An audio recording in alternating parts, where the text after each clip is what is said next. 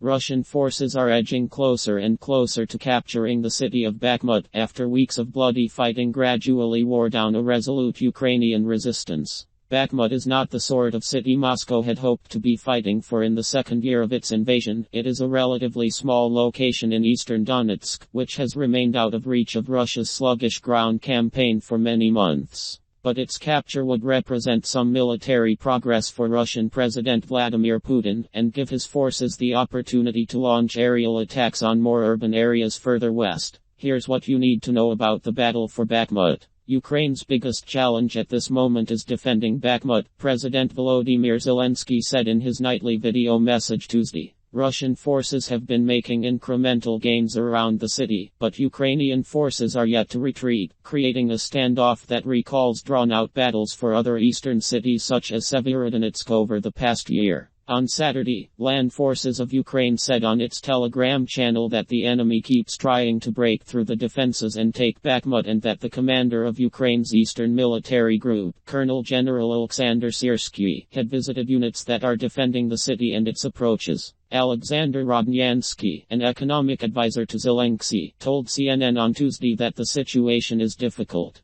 There is no secret about that. Russia is trying to encircle it right now, and they're using their best Wagner troops, apparently, the most well-trained and experienced, the advisor added. Our military is obviously going to weigh all of the options. So far, they've held the city, but if need be, they will strategically pull back because we are not going to second-guess all of our people just for nothing. The Ukrainian military has also confirmed that Russian forces are employing more experienced fighters from the ranks of the Russian private military company Wagner as they attempt to capture the town. There are still around 4,500 civilians in Bakhmut, including 48 children, as Russian forces continue to advance on the city, the spokeswoman for the Ukrainian Donetsk Regional Military Administration Tishana Ignachenko told CNN on Wednesday. She called on people to evacuate the city due to the danger, but said they had enough supplies. There is food, water and medicine in the city. People were provided with everything in advance, Ignachenko said. Still, everyone has to leave. The situation is extremely dangerous for civilians. A soldier from Ukraine's 93th Brigade says his country's forces are still standing in Bakhmut with no plans for a retreat. We are standing in Bakhmut. No one is going to retreat yet, the soldier said, a video posted by the Ukrainian military on Wednesday. We are standing. Bakhmut is Ukraine. The soldier also claimed the situation in Bakhmut was a bit calmer than in previous days. We have muffled the enemy down a little bit. It's a little calmer, but there are still gunfights on the outskirts, he said. There are isolated explosions, bombs are flying. But Ukrainian troops have acknowledged that it is becoming harder to hold onto the city as the routes in from the west are squeezed by Russian forces, who have advanced both to the north and south of Bakhmut.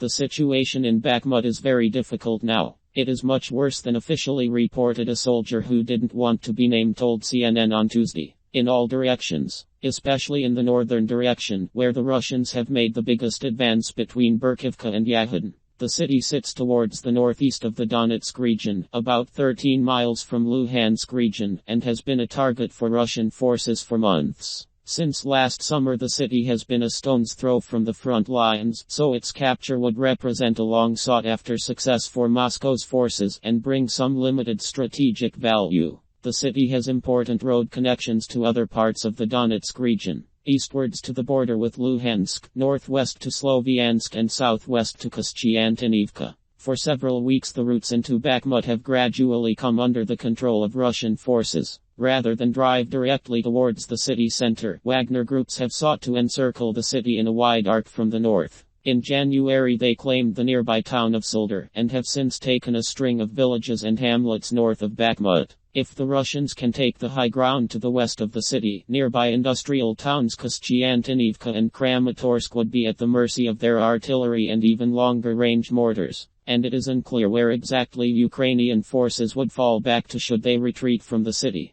But experts say capturing Bakhmut is unlikely to dramatically alter the overall picture of the war in eastern Ukraine, where little territory has changed hands in 2023. And it would in some way signal the overriding failures of Russia's invasion that, early in its second year, the capture of a relatively small city has required such a long and costly assault. While Bakhmut's strategic importance should not be overstated, its capture could still carry a very welcome symbolic impact for Russian President Vladimir Putin. When Russian troops took the town of Soledar in mid-January, it marked a first gain in the Donbas for months. 6 weeks on, the capture of Bakhmut would represent the completion of the next step.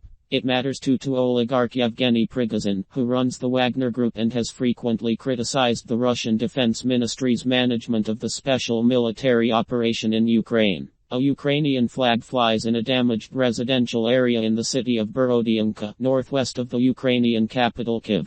In Borodyanka in the Kiev region, rescuers pulled out the bodies of 41 dead from under the rubble. This was reported by the press center of the State Service of Ukraine for Emergency Situations. Russia invaded Ukraine on 24 February 2022, triggering the largest military attack in Europe since World War I. Photo by Sergei Chuzavkov. Sopa images Sipo USA No Use Germany. Putin's war in Ukraine has exposed Russia's weaknesses and brought the West together. His Wagner fighters, many of them former prison inmates, have taken heavy casualties in what has become a battlefield of trenches and mud, reminiscent of World War I. After months in which the Russian Ministry of Defense delivered nothing but retreat, Prigozhin has been keen to show his men can deliver with the seizure of Soledar and now Bakhmut. Nonetheless, urgent questions will remain for Putin even if his forces pull off a successful assault on Bakhmut. The specter of limitless Russian manpower is a myth.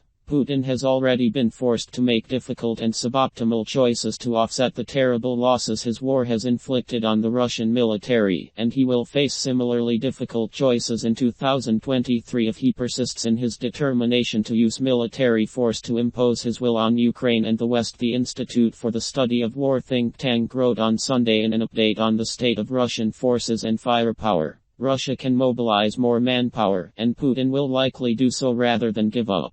But the costs to Putin and Russia of the measures he will likely need to take at this point will begin to mount rapidly. The Israel